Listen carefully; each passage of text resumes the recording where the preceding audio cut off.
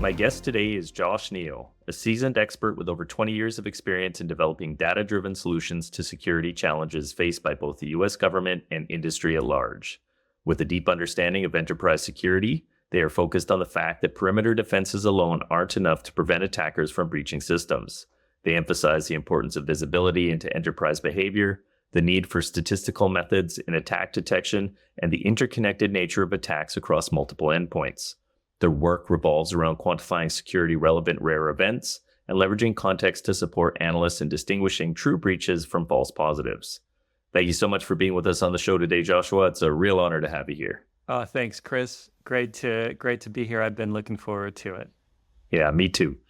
To get started, you're a very educated fellow. You did an undergrad in mathematics, a master's in electrical engineering, and then a PhD in statistics, which I love math, and that was the hardest course for me in university. I'll just put that out there. That seems like the hardest route to me. So what drove you towards the academic path, and then how did that become a focus on cybersecurity? Yeah, so Los Alamos, where I was working at the time, is a very academic place, for one, and they're real supportive of education, and they put me through my graduate education, my master's and PhD. And the reason they did that was because I needed to know things that I didn't know for my job.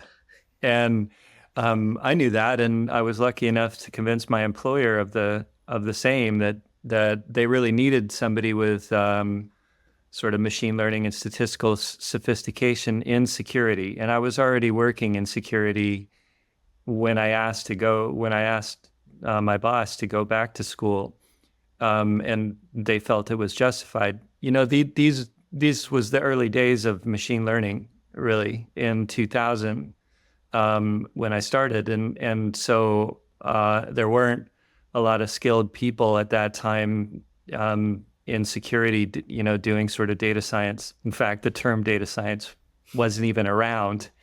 So they kind of saw an opportunity, to get somebody trained up in sort of bleeding edge methods, because the mission was protect national security. And so there's a lot at stake, and I'm very fortunate to have had the opportunity to go through school while I was working. Yeah, no, that sounds like an amazing opportunity, and what cool work to be able to do. Back then, I imagine most of machine learning was like linear regression and just sort of pretty simple. Well, not simple, but compared to the kind of deep learning models and stuff now, it was pretty straightforward mathematics. Yeah, it didn't feel straightforward at the time, but things have come along. The deep learning wasn't around at that point, although we were looking at neural networks and doing some of the early work that led to deep learning as a natural progression, sort of in those early days. But to be honest, the same sort of foundational methods that are 100 years old, in some cases, are most of what I still do today. Mm-hmm. And simple, I think simple is the wrong word, but understandable methods are pretty important in security, because the goal isn't actually to have highly accurate models. And the goal is to convince an analyst that you have something bad in front of them, and that's you have to explain why you think something's bad, or why you think they should pay attention to it. And so you need to use methods that have that explanation built in. So mm-hmm. A lot of times simpler methods are easier to explain why, and that means a lot of what I still do is stuff I learned, stuff that statisticians invented 100 years ago. Right. Yeah. If it's not broke, don't fix it. Yeah. Yeah. And I think as an industry, we have a little bit of a problem with shiny objects and shiny toys, and we haven't realized the utility of a lot of stuff we already have. Right. and taking advantage of a lot of knowledge and technology that's already out there, that's already effective. Yeah, I can totally see that as a symptom of the way we, the startup model, the VC model, like people are just chasing after the newest thing that's going to transform everything, when the reality is we've got all these amazing tools that we haven't even flushed out completely sitting on the sidelines. Absolutely. I couldn't agree more. Absolutely. So you're a startup founder now. Can you tell us a little bit about your company and the problem you're trying to solve?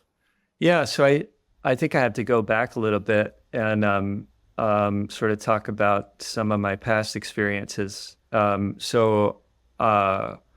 about 2010, I became a principal investigator at Los Alamos, and we formed a team to go after some pretty hard problems, one of which was lateral movement detection.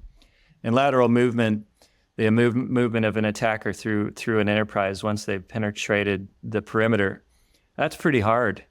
It's a pretty notorious problem in threat detection.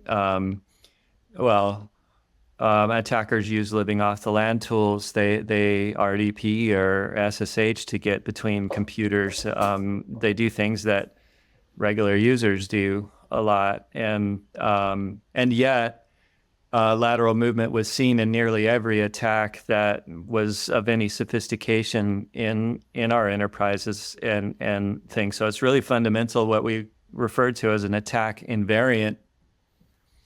You got to do it. You typically have to move around a bit to get the mission done if you're an attacker. But it's really hard to detect, so that was a good problem for us to work on. And, because it was living off the land and things, we weren't able to write rules. Because if you write a rule to say, alert whenever I see an RDP, you're going to get a lot of false positives, a lot of benign behavior. You just can't sort of weed out the wheat from the chaff and separate the bad guys from the regular behavior of the enterprise. So we took an anomaly detection approach, and what that means is that we modeled. This was on network data, and we modeled every pair of communicating computers and how they talk to each other over time, the bytes and packets, the times of day, the amount of connections made, all kinds of stuff that we were modeling. And then, the way the models worked is that once they established some baseline of how these two computers should talk, then they could score the data or the communications that we saw in the future. They could say that the probability of this communication is X. And low probability events are what we would call anomalies. They're different than what we would normally see between those two computers. Okay, great. But we wanted to, find lateral movement, not just rare events. And there's a lot of rare events in an enterprise. Only a few of them are lateral movement, very, very few of them. So, fairly important issue in anomaly detection is that most rare events are benign, and only a few rare events actually line up with malicious behavior. So you got a lot of false positives. And so to go further in this work, and also to form a question about lateral movement, typically attackers wouldn't just move from one computer to another. They would continue beyond that second computer to a third computer and so on. They're moving around trying to find the right credentials and the right data to access, either to ransom or steal out of the enterprise. They have to move around to find that, and that usually means multiple hops. And so we formed this question. I know I'm going into some detail. No, it's great. Please. I got to get to a point. So we formed this question about paths in the network. So not only did we require that A talking to B was anomalous or rare, but also that B talking to C was rare and C talking to D is rare. So now we've formed a path of anomalous behavior in the enterprise as opposed to just a pair of computers talking in a strange way. Mm-hmm. And, so that's meant to reflect the movement of an attacker from A to B, causing some strange behavior there, but then B to C and then C to D. And that's kind of why we formed that question. And that served two purposes. One is by requiring more evidence that it's not just an anomaly, but multiple anomalies connected in a way that's consistent with attack behavior, we were able to reduce false positives a lot.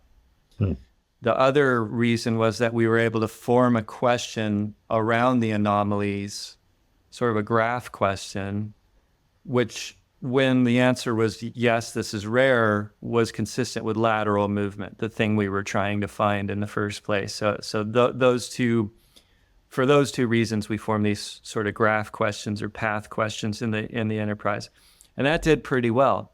In fact, it did surprisingly well, and we got pretty popular in the government, and then we got pretty popular in industry, and this product called PathScan was licensed by Ernst & Young in 2014. And so I moved over to EY, and I built a team there to prototype. Is mostly the same guys that had built the initial prototypes in Los Alamos, moved over to commercialize that and make a commercial piece of software out of it for Ernst & Young.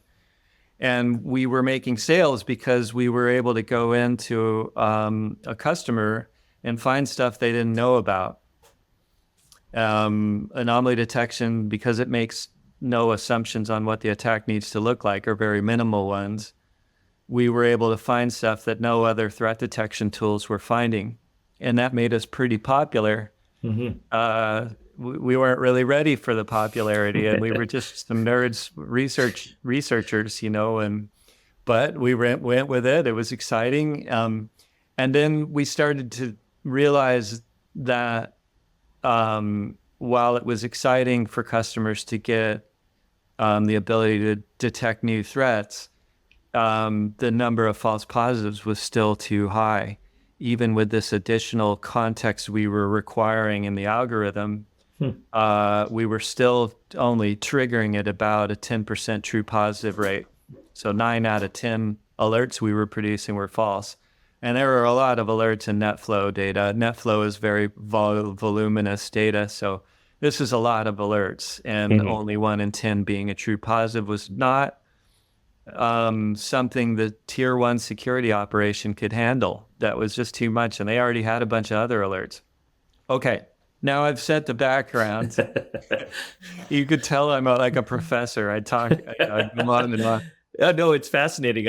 I've talked to my partner recently about some ideas I've had around rolling baselines and things like that. Yeah. And I love the concept of chaining across different machines, because you're going to just dramatically reduce the probability that those are just random noise. Which kind of, I was going to say, I'm going to go way off track here and tell a horrible joke and probably butcher it, but my grandfather was a mathematician, and he had a joke, and he would say, the statistician he knew always flew with a bomb.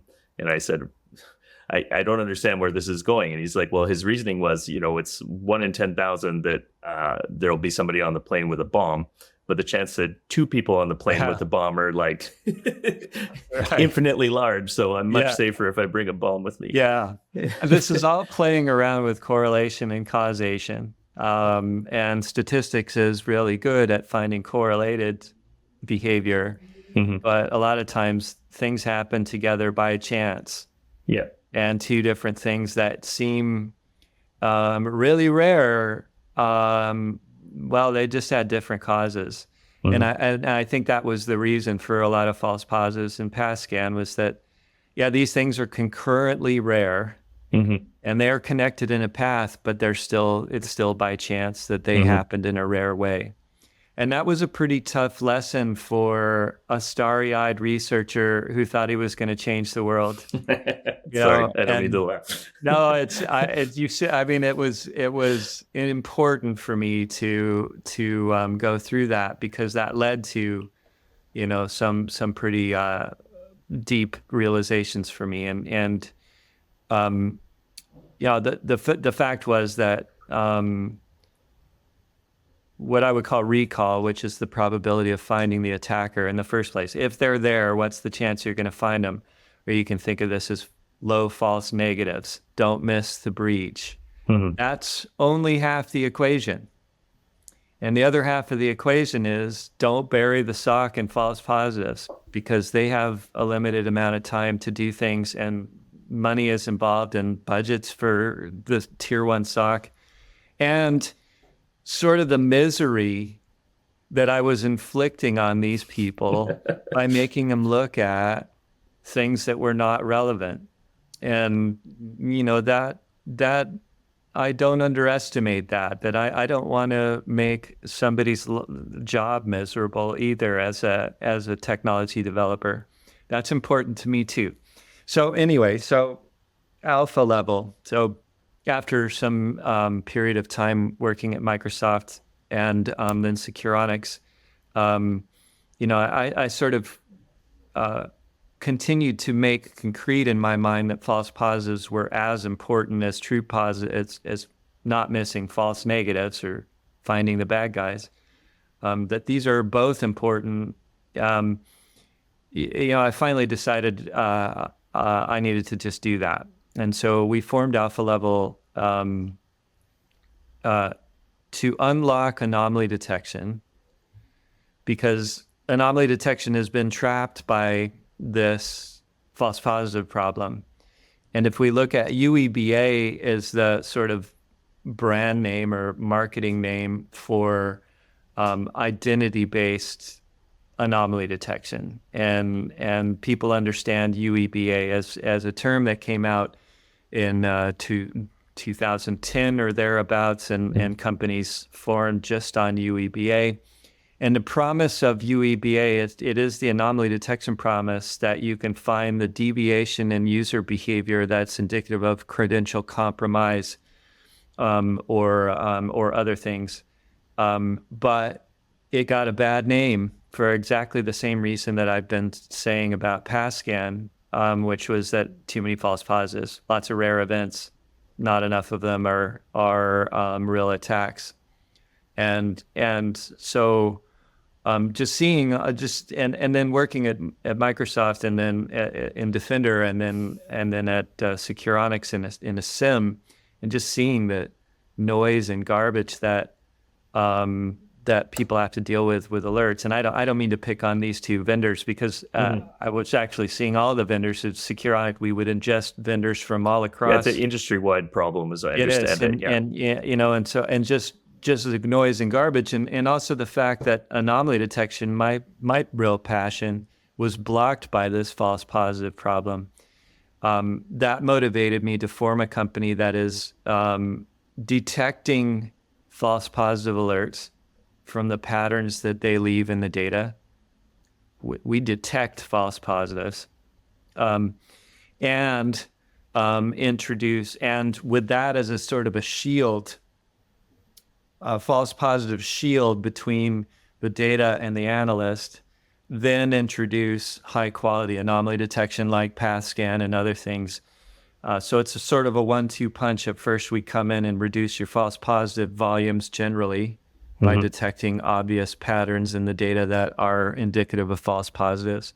And then we bring anomaly detection to give you the limited false negatives. So the value proposition here is don't miss the breach with anomaly detection, but also don't bury your sock with too many false positives. And that's the solution. And is that a sequential process when you come into a new organization? Is the detecting false positives like a learning period, and that ramps up to being able to identify the anomalies? Well, it's actually more of a roadmap for us. We're still very early days. Okay. And so we're introducing false positive reduction as our first product release. And it's a standalone product that you can use without any anomaly detection. And then once that's established, we'll release anomaly detection as a further SKU. Okay. Yeah. Very interesting stuff. Can you explain, in your opinion, why perimeter defenses are insufficient on their own to protect against modern cyber attacks? Well, I suppose the proof is in the pudding. Yeah. People are still being breached. If we want to go deeper, credentials well, I mean, credentials get out there.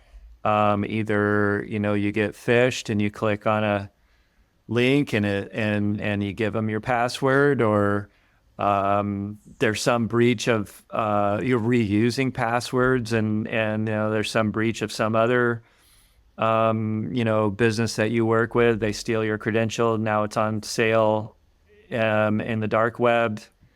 People, attackers will buy it. They log in. They log in. They don't brute force or run malware. They have your credential and they just log in.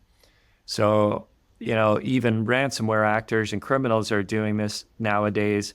The nation states have never had a problem getting past the firewall. That's just a brief impediment to the nation state mission, so, I guess that's a sort of trite answer, but Yeah, and I was going to say, add to that too. You mentioned just the normal sort of username, password, credential theft, but with nation states too, we see that like a lot of the 2FA falls down with the determined attackers. So and they'll get into your cell phone and they'll interdict the MFA signals, and basically if you can imagine some kind of protection mechanism, there's a way around it.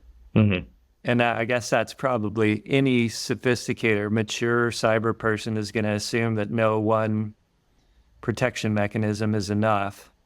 Even with air-gapped networks, there's still a way in, and so we assume breach and look for and defense in depth. Let's assume they're going to get in. We don't even know how, but let's assume that they're going to get in. Yeah, on the recent podcast, me and a colleague just discussed one of the Chinese APTs who have started using USB attacks again, which seems like a throwback, but it's all there. Yeah, we're seeing what's old is new again, and we're seeing the ability to monitor electromagnetic radiation from CPUs without even doing any digital penetration. You just stand near the computer with a radio antenna and you can pick up what's going on. So yeah, it's fascinating, and I think AI makes decrypting that stuff much simpler too. I've seen some research where people had used video footage along with Wi-Fi signal noise within a house and fed it through like a deep learning mechanism, and then they were able to visualize where people were standing in the room based on the interference in the radio waves, which no human could ever deconstruct, but the AI was able to match the noise to the reality, which is mind-boggling. What do you see as the biggest gaps right now in the current industry around detection and network security? Oh, well, I don't think the answer is only tools or technology. It's people and process too. So from the technology perspective, things are still siloed. SIMs have not been able to bring everything together, and there are charging models due to volume that are restrictive on what can be centralized and stored together for analysis.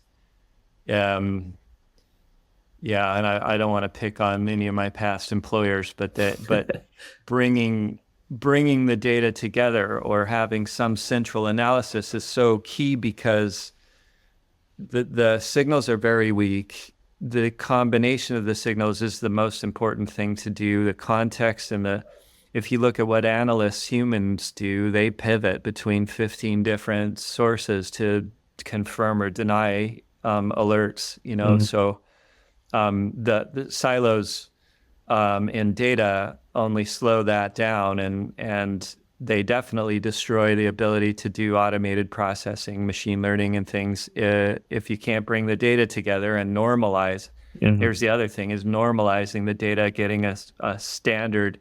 Every vendor has a different format for their alerts and their data and stuff, and all of that is getting in the way of good holistic analysis. It just takes a long time. It's just a lot of effort to normalize all that data. technology. I'm sticking with technology for now. Yeah, I mean, we mentioned this, but I think we have a shiny object problem, and we tend to go after the next thing without fully utilizing the existing stack that we already have, Right. and forcing new technology on people who are already underwater, who aren't utilizing their existing stack fully, who don't have the training to do that, or just haven't spent the time because they're too busy putting out fires. That gets to people in process. I think, I think the technology is imposing a real problem on the tier one, which is sort of the farm club for all the rest of the security operation, is the tier one analyst. That's where a lot of people start in security, and they're so buried in false positives and noise and alerts all the time that they don't have time to learn and mentorship and training, to become tier 2 and tier 3, and it's just a grind, a daily sort of firefighting exercise that makes it hard to get sophisticated in security. And in the early days, when we didn't have so many alerts and things, we spent a lot more time understanding technology, understanding how networks work, and what happens when I do this, and how operating systems work, and compilers, and these fundamental skills. I mean, people talk about the fact that it's not an entry-level field. I don't think it is. I think it takes a lot of skill to be even a tier 1 analyst, because you really have to know a lot about technology, about very complicated things. Okay, so that's sort of people, and then process. I guess I keep going back to technology because I am a technology guy. But this sort of, you have 1,000 alerts per day, or even 100 alerts per day to go through, and that's the job. You just go through these alerts. It's ridiculous to me, because if we look at the rate of breaches, I don't know, how often does even a very large organization get breached? Twice a year, 10 times a year? I'll be generous and say 100 times a year. I don't think it's anywhere near that high, but let's say 100. Then, and if they're getting 1,000 alerts per day, and they have 100 breaches a year, the disparity between these two things, it just tells me there's a deeper problem here, which is, if the analyst should be exposed to 3 or 4 alerts per day, and then have a lot of other time to do other things, to work on preventative things, or hunting, or more creative sorts of investigative things that humans are good at and the machines aren't very good at. But because of all of this mechanistic sort of alert response job that we've forced on them because of these high volumes, they just don't have time, to do those kinds of things. And in the early days, we could. Yeah. And I love that you mentioned that, because, I think giving people the time to get curious is where you have breakthroughs and innovation. And, even in my day-to-day, is awesome as my job is, sometimes there's just there's no room to go investigate new technologies and play around with things. And it makes me miss university, actually. Yeah. I didn't realize how. Yeah, I do too. I remember one of my friends took down the whole enterprise network. He was playing with DNS, and trying to figure out how it worked, and why zero packet pings were causing so many problems, and zero packet pings, or 0 byte packets are still a problem. But he took down the DNS system, and that took down the enterprise. And we were just so happy. Our boss's boss wasn't happy, but our boss was happy, and we were all really happy because we had learned something. And we had broken something, which is really important in security. defenders should understand how things break, Yeah. because that's what the offensive side is doing. Yeah. So anyway, yes. So it sounds like automation is something that we really need if we're going to start solving this problem, to enable humans to bring their best to the game and beat the bad guys. How do we balance, automation against human oversight? Like, if it could all be automated, it would have been already. So how do we balance those two things together? Yeah. Well, I don't believe current marketing literature that AI is going to, replace the tier one SOC assistant. I don't believe. I've just, having tried for many years, and in myself, I thought I was going to change the world, and no, there was a false positive thing. I just don't believe it, and I understand to some extent what LLMs are doing, and I don't believe they're going to do this. So with that said, my hope is that automation, and our goal at Alpha Level is to take away the dumb stuff. The repetitive, machine learning is good at pattern matching. LLMs are good at pattern matching. That's what they do. And so let's go find the patterns that are obvious and automate responses to those patterns, whether they're false positives or true positives. They're obvious things. They're dumb stuff that we can make a lot of progress. This is kind of going back to, we haven't really fully utilized the technology we already have. There's obvious things and easy, low-hanging stuff to get rid of. Mm-hmm. And then through automation, the security operation has a much more sophisticated job. I liken it to a detective who is following their nose, who is collecting evidence, critical thinking and analytical thinking to arrive at conclusions. And that's the stuff humans are really amazingly good at, and really hard to get a computer to do. I think it's the stuff that is enjoyable from a human perspective. It's fun. And so my hope is that through automation, the job is better. We're more effective because the humans have time to do the stuff they're good at, and the machines have time to do the stuff they're good at. And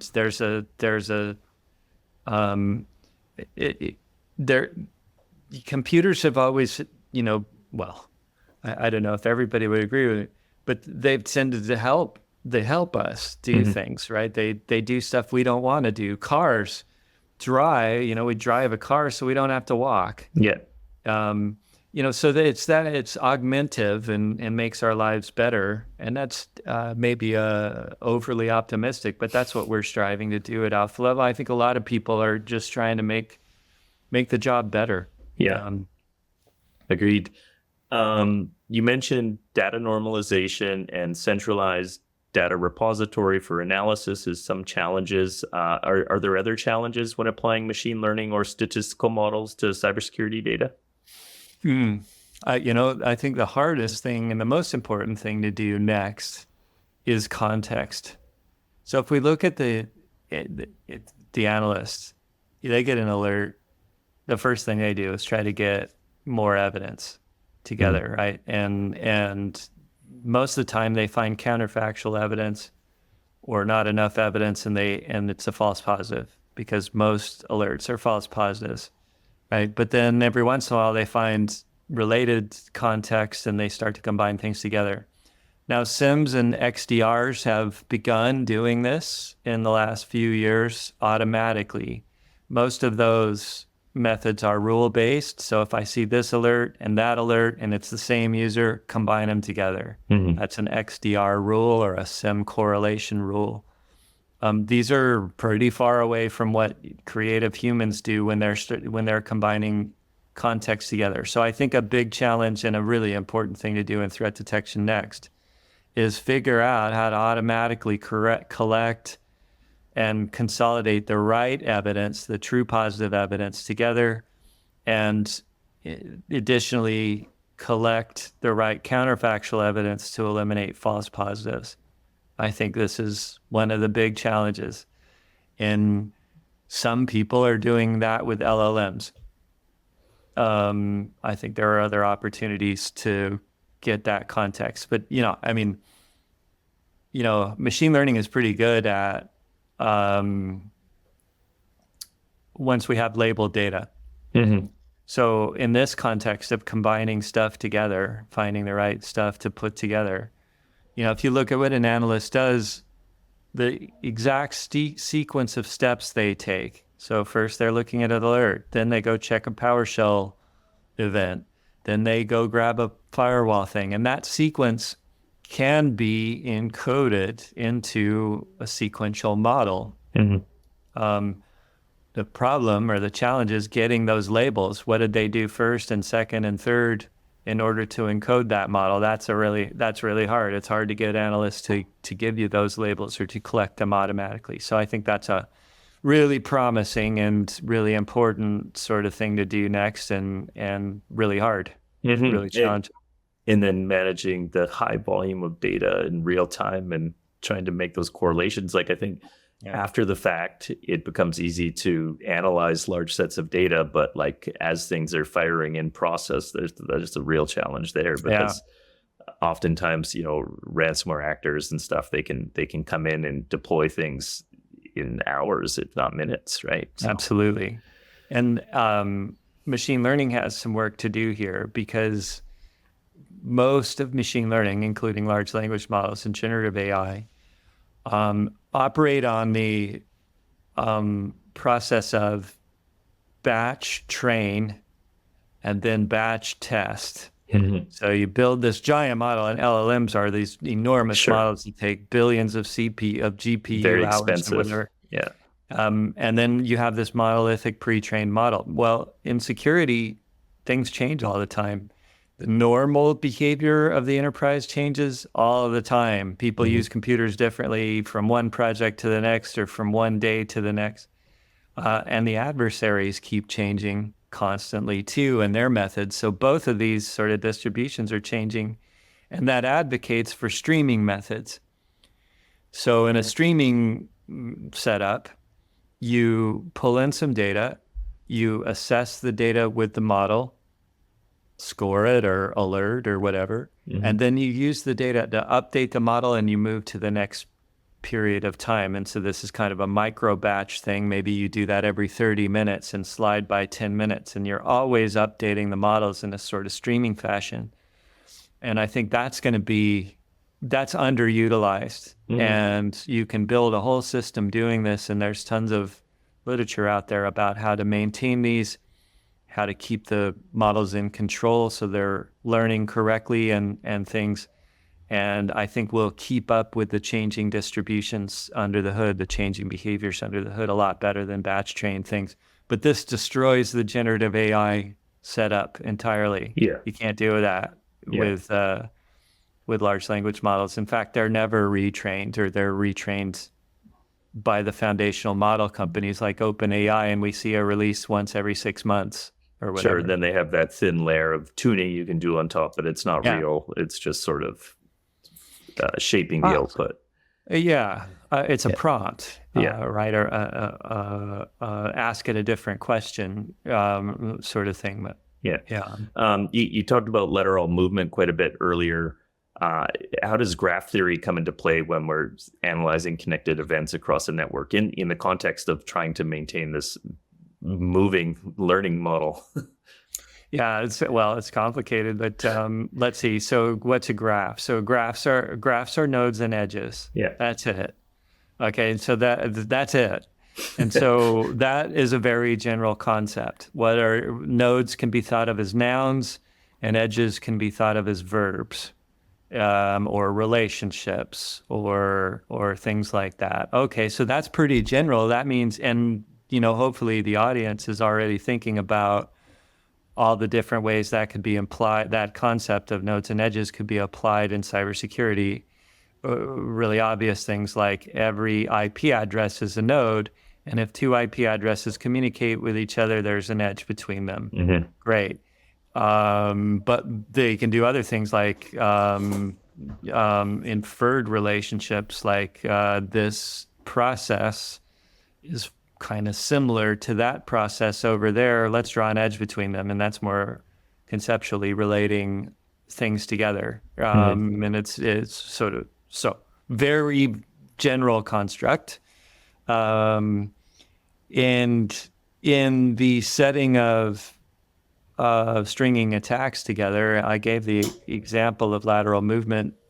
Now here the nodes are IP addresses and the edges are communications between nodes. Now you can attach whatever you want to these objects. You've got nodes, they're nouns, edges, they're verbs. Nodes, I could put all kinds of color. Let's call them, let's say the nodes are the users. Okay, now I can put all kinds of color on that. They work in HR. They log in at these times of day. Data, I can attach a time series of data to the node, and I can also attach a time series of data to the edge. And so now I can do things like model that time series on that edge. And then the graph is just telling me the topology. It's kind of like what's close to what else, right? And so I don't actually, you can also analyze the graph structure itself, but most of the time we use graphs to give us locality or closeness. The PathScan example is one. So we were looking for paths of anomalous behavior. Not only does A talk to B, but B talks to C in a weird way. And A and B and C are two edges that are close because they're connected by node B in the middle. So this gives us topology or sort of spatial understanding of the enterprise. And then you can update these things. But I'll give you an interesting one that users, the audience can try. It's pretty fun. If you take, you have to make a graph. So you can either make a couple of easy ways to make graphs. One with network data or NetFlow or IPFix or flow data of some kind. Nodes are IP addresses. Edges are communications. Or you can do this with authentication data. So a user authenticated from machine A to machine B. And you can build up this graph of all the authentications in the enterprise. And then the next thing you can do is run PageRank. What's PageRank? PageRank is a famous algorithm invented by Larry Page. I was say Google. and they call it the $1 billion eigenvector problem or eigenvalue problem, because what it did was it said, your website is important or highly ranked because it has edges to or links to other highly ranked websites. That's the basic sort of mathematical setup. And if you run this PageRank algorithm, that gives you a ranking for all the websites. You're important because your neighbors are important, is sort of the basic thing. You can run that same algorithm on authentication data or IP network data, and it'll give you a ranking of your IP addresses in terms of what they call their graph centrality, in this case, their PageRank centrality. And what you're going to find if you do that on IP addresses internal to an enterprise, not on the internet, but internal, you're going to find the top 5 are the things you expect. The domain controllers, the firewalls and proxies, probably a couple of other obvious central Load machines. balancers, something Load like balancers, that. they say. The sixth one, after the 5 obvious ones, is super interesting. It's some dev who's connecting to every service in the enterprise, and you want to know about it. You want to know that that's there. Maybe it's fine, right? But this is an example of using graphs to give you insights about an enterprise, and there's tons of them. You can also find highly central users with a lot of credentials. that move around, that have a lot of access, those kinds of things. And graphs are a powerful way to do that. Yeah, and I can see even like the bad guys using that kind of reconnaissance to map out, when they map out the network, they can get a lot of like extra data that you wouldn't think of right away. Like that dev sounds like a good target to try and compromise his endpoint, because then you have the keys to the kingdom. And right. Although for an adversary to have that, they need access to those data. Okay. And so they would need to penetrate your SIEM or wherever you're storing all your authentication data. We're not talking Nmap or something like that. Nmap, yeah. Which I think in the future, because I get this question a lot about what if they understand how you're baselining the data, and then they could inject data to train your models to be insensitive, and then they could conduct their attack. And for them to be able to do that, they would need to access all the data that I'm using to learn what's normal. And so I think in the future, protection of the security data to prevent reconnaissance of this kind is going to be more and more important. The SIEM itself needs to be very highly monitored and protected. Probably who's watching obvious. the watchers? Yeah.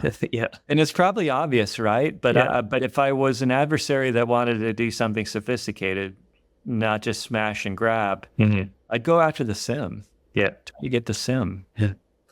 Oh man, I wish we could geek out all day, but I'm going to try and wrap us up here. Okay. So I guess, what are some of the key lessons you've learned in your over 2 decades in working in security, and the kind of work you do? I know that's a very broad question, but like if you could go back and give yourself a piece of advice when you started your career, what would it be? Oh my gosh. You know, the first thing that comes to mind is patience. Things will come, and, patience with your my learning and how much I understand. Patience with my boss who has business realities that are holding me back from doing what I want to do. Patience with my colleagues, and grace and respect for everybody I'm working with. I think I've been okay at that, but I always remind myself of that sort of humility and things. You never know what people are going through.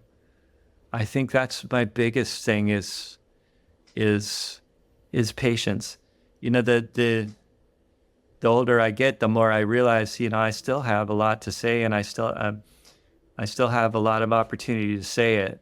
There's time. And when you're early in your career, you feel very rushed. But you do have time to do important work, and it will come, and you will have opportunities. And maybe that's... Oh, I love it. Yeah, humility has been a big one for me, and patience and understanding. Yeah, no, I love that. Are there any resources you would recommend for anybody out there interested in taking a more academic or statistical approach to cybersecurity? Well, there's no easy route.